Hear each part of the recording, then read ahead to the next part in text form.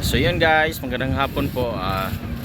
Yun, babalikan ko yung mga water lily doon sa tulay. Pero bago ako pabalik sa tulay, dito sa tapat, malapit sa amin, ito na po yung mga water lily na ano doon.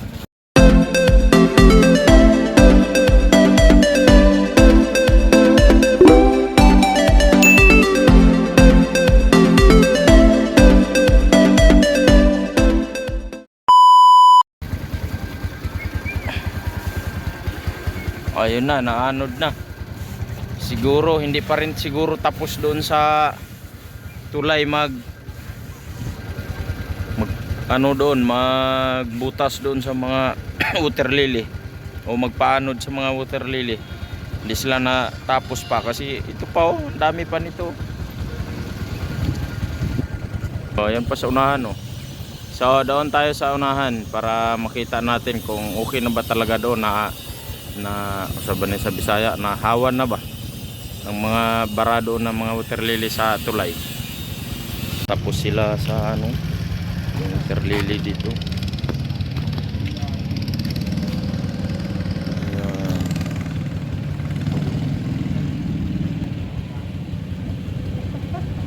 So ayan na nga po guys oh, hindi pa pala sila tapos mag bangga doon sa kanilang bangka sa mga water lily oh. Ayun. Ayun, gumagalaw-galaw na pero ano pa rin, marami pa rin pero at least na umaagos na, sumasabay na po sa tubig yung mga water lily. Malapit na po yan matanggal. So nanonood din po pala ako dito guys ng mga namimingwit. Wala po silang nahuli sa aking nakikita. Pero nag-i-enjoy naman sila. Marami pong namimingwit dito sa spot na to. Sa umaga at sa hapon. A few moments later. Ayan oh, hindi pa rin pala sila tapos. Hina pa yung umaga. Yung mga bangkero nandyan sa ilalim sa tulay. Parang hindi pa rin nabawasan. Sobra pa rin dami. Yung water lily.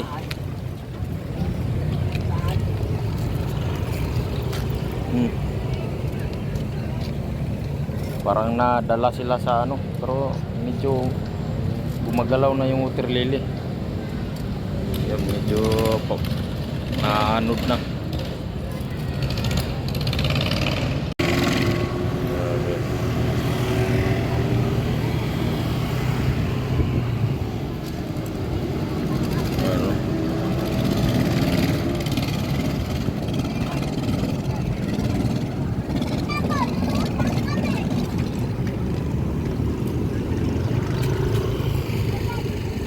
Ayun na, malapit na pala yung dyan, no, ano na, kita na yung tubig. Pero yung kanina yan dyan, puno yan dyan. So ngayon, gumagalaw na, naanod na.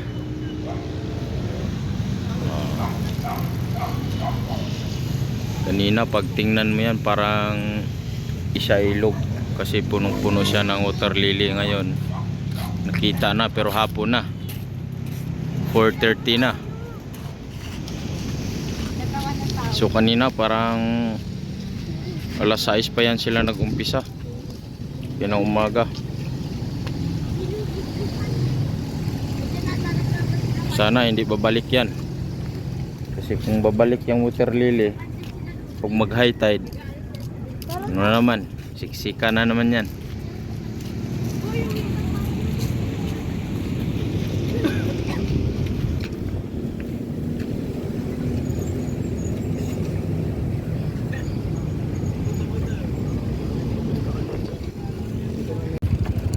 Kubo oh, tina-transport. Yan. Ayos. Ayan na, parang nakahinga na sila ng maluwag kasi gumagalaw na yung mga water lily, nasabay na sa agos ng tubig. At doon nga sa unahan makikita natin na medyo wala nang mga water lily at ayun na, kitang kita na yung tubig doon sa unahan. Pero dito, ito na lang.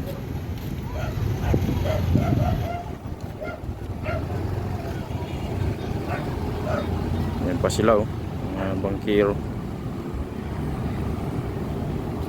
So pag may titigil yung agos dyan. Pag bumabara, saka naman nila yan titirahin yung mga water lily. Saka naman nila hihilain yan unti-unti para masabay sa agos pag bumara. Pero nakikita natin tuloy-tuloy na yung agos ng water lily. Ayan, kita natin yan. Ayan, magalaw na.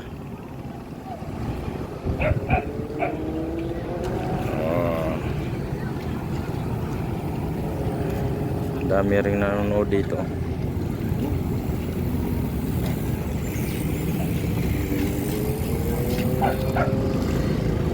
Bumilis na yung agos kaya mabilis yung pagdaloy ng mga water lily dahil sa low tide. Yan.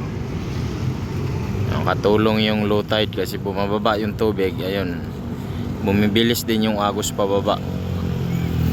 Ayan, tingnan natin sa unahan. Ayan na, malapit na.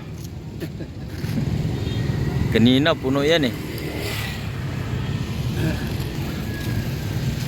Oh, may ano pa doon oh. Ano yan? Styro ba yan?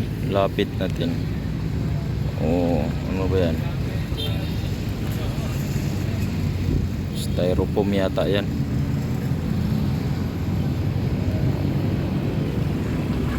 Dan oh.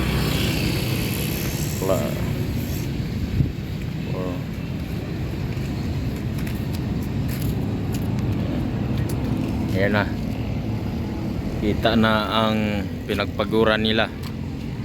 Kakalusot na sila dyan kasi dyan sa unahan Laguna Lake na po yan. So nangingisda po kasi ang mga bangkero na yun doon sa laot. Ayan. So pag hindi nila manumanuhin pagtanggal yung mga water lily na yan, so maantala ang kanilang hanap buhay.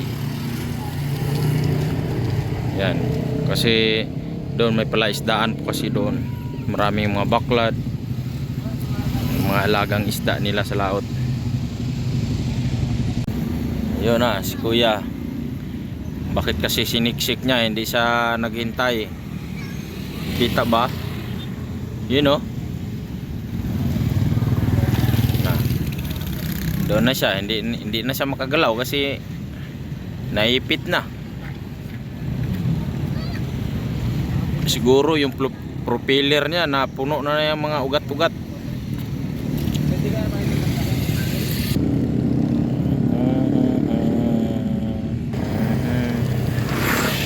So mamaya konti makita na natin yan. So hintayin ko na lang pala yan. Sana hindi uulan para makita natin na nawala na yung water lily. Hindi siguro lahat yan kasi itong sa gilid hindi magalaw yan. Yung nasa gilid, yung bandang gitna lang yung nasasabay sa agos ng tubig. Itong dito sa gilid parang umugat na siguro yan sa ilalim kung mababaw yan dyan apart. Yan. Ayun na, nakalabas na si kuya. Yan. Ay, nakalabas na siya, nakawala na sa pagkakulong sa water lily. Nagsagwan-sagwan na siya doon oh. Yun, nakita na natin yung bangka niya. Wag mo na isiksik yan dyan kasi hindi mo talaga kayanin yan.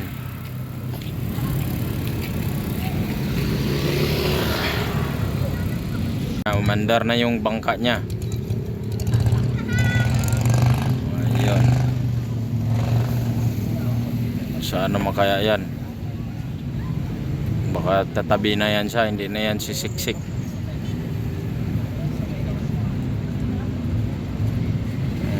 Parang sisiksik na naman ulit. Yan naman oh.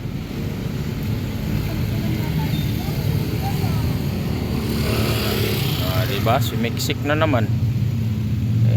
Paano siya makadaan dyan? Napuno ng water lily yan.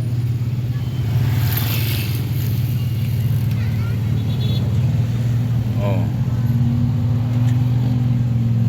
Gastos ka lang ng gasolina dyan.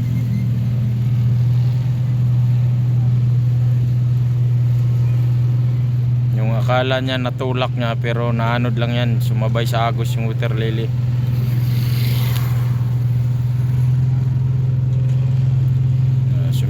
na naman. Kayanin mo ba yan? Kung hindi lang low tide ngayon, hindi ka gagalaw dyan.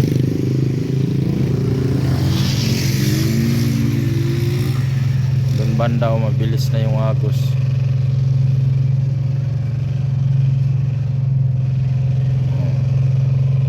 Ulo na lang nakita sa kanya, yung bangka wala na.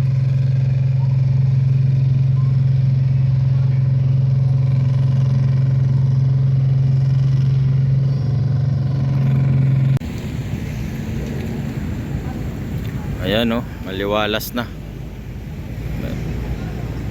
Wala na yung kumpul-kumpul ng mga water lily. Nakikita na.